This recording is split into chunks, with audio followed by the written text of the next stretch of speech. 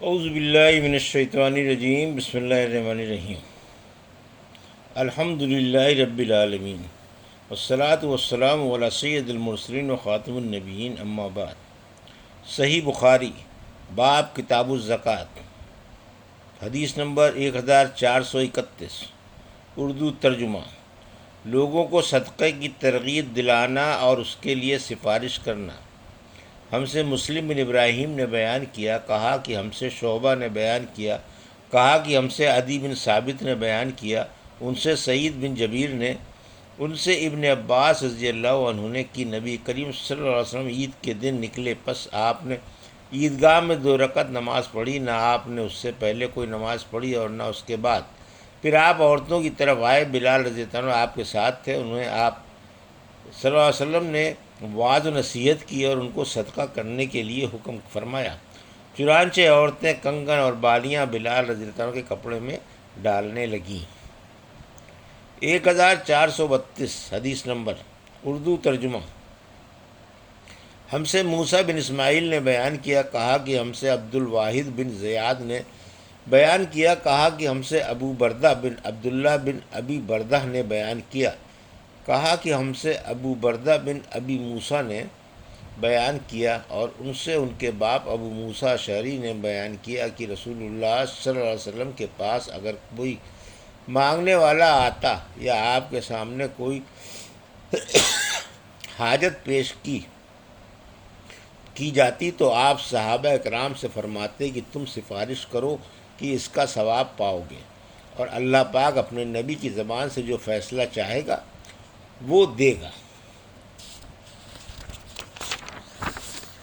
حدیث نمبر 1433، اردو ترجمہ۔ ہم سے صدقہ بن فضل نے بیان کیا،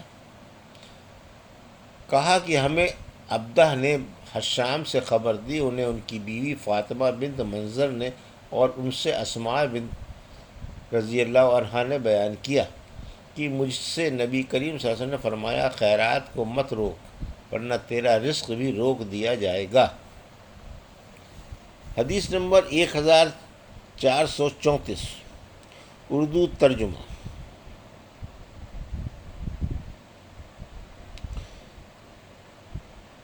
جہاں تک ہو سکے خیرات کرنا۔ ہم سے ابو عاصم ضحاک نے بیان کیا اور ان سے ابن جریج نے بیان کیا دوسری سند، اور مجھ سے محمد بن عبد الرحیم نے بیان کیا اور ان سے حجاج بن محمد نے بیان کیا، اور انہوں نے کہا کہ ہم سے ابن جریج نے بیان کیا کہ مجھے ابن ابی ملیکہ نے خبر دی، انہیں عباد بن عبداللہ بن زبیر نے اسماء بن ابی بکر رضی اللہ عنہا سے خبر دی کہ وہ نبی کریم صلی اللہ علیہ وسلم کے ہاں آئیں، آپ صلی اللہ علیہ وسلم نے فرمایا کہ مال کو تھیلی میں بند کر کے نہ رکھنا ورنہ اللہ بھی تمہارے لیے اپنے خزانے میں بندش لگا دے گا۔ جہاں تک ہو سکے لوگوں میں خیرات تقسیم کرتی رہو۔ حدیث نمبر 1435، صدقہ و خیرات سے گناہ معاف ہو جاتے ہیں۔ ہم سے قنیبہ نے بیان کیا، کہا کہ ہم سے جریر نے اعمش سے بیان کیا، ان سے ابو وائل نے، انہوں نے حذیفہ بن یمان رضی اللہ عنہ سے کہ عمر بن خطاب رضی اللہ عنہ نے فرمایا کہ فتنے سے متعلق رسول اللہ صلی اللہ علیہ وسلم کی حدیث آپ لوگوں میں سے کسی کو یاد ہے؟ حذیفہ رضی اللہ عنہ نے کہا، نے بیان کیا کہ میں نے کہا کہ میں اس طرح یاد رکھتا ہوں جس طرح نبی اکرم صلی اللہ علیہ وسلم نے اس کو بیان فرمایا تھا۔ اس پر حضرت عمر رضی اللہ عنہ نے فرمایا کہ تمہیں اس کے بیان پر جرات ہے؟ اچھا، تو آپ صلی اللہ علیہ وسلم نے فتنوں کے بارے میں کیا فرمایا تھا؟ میں نے کہا کہ آپ نے فرمایا تھا انسان کی آزمائش فتنہ اس کے خاندان، اولاد اور پڑوسیوں میں ہوتی ہے، اور نماز، صدقہ اور اچھی باتوں کے لیے لوگوں کو حکم کرنا اور بری باتوں سے منع کرنا اس فتنے کا کفارہ بن جاتی ہیں۔ اعمش نے کہا، ابو وائل کبھی یوں کہتے تھے، نماز اور صدقہ اور اچھی باتوں کا حکم دینا، بری بات سے روکنا، یہ اس فتنے کو مٹا دینے والے نیک کام ہیں۔ پھر اس فتنے کے متعلق عمر رضی اللہ عنہ نے فرمایا کہ میری مراد اس فتنے سے نہیں ہے، میں اس فتنے کے بارے میں پوچھنا چاہتا ہوں جو سمندر کی طرح ٹھانٹھیں مارتا ہوا پھیلے گا۔ حذیفہ رضی اللہ عنہ نے بیان کیا، میں نے کہا کہ امیر المومنین آپ اس فتنے کی فکر نہ کیجیے، آپ کے اور اس فتنے کے درمیان ایک بند دروازہ ہے۔ عمر رضی اللہ عنہ نے پوچھا کہ وہ دروازہ توڑ دیا جائے گا یا صرف کھولا جائے گا؟ انہوں نے بتلایا نہیں، بلکہ وہ دروازہ توڑ دیا جائے گا۔ اس پر عمر رضی اللہ عنہ نے فرمایا کہ جب دروازہ توڑ دیا جائے گا تو پھر کبھی بھی بند نہ ہو سکے گا۔ ابو وائل نے کہا کہ ہاں، پھر ہم رعب کی وجہ سے یہ نہ پوچھ سکے کہ وہ دروازہ کون ہے، اس لیے ہم نے مسروق سے کہا کہ تم پوچھو۔ انہوں نے کہا کہ مسروق رضی اللہ تعالیٰ نے پوچھا تو حذیفہ نے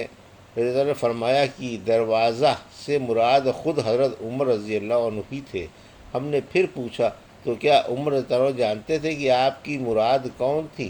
انہوں نے کہا ہاں، جیسے دن کے بعد رات کے آنے کو جانتے ہیں، اور یہ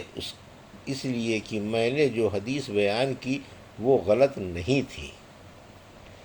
حدیث نمبر 1436، اس بارے میں کہ جس نے شرک کی حالت میں صدقہ دیا اور پھر اسلام لے آیا۔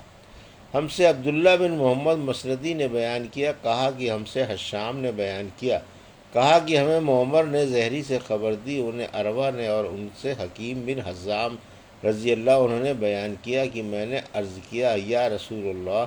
ان نیک کاموں سے متعلق آپ کیا فرماتے ہیں جنہیں میں جاہلیت کے زمانے میں صدقہ غلام آزاد کرنے اور صلہ رحمی کی صورت میں کیا کرتے تھے؟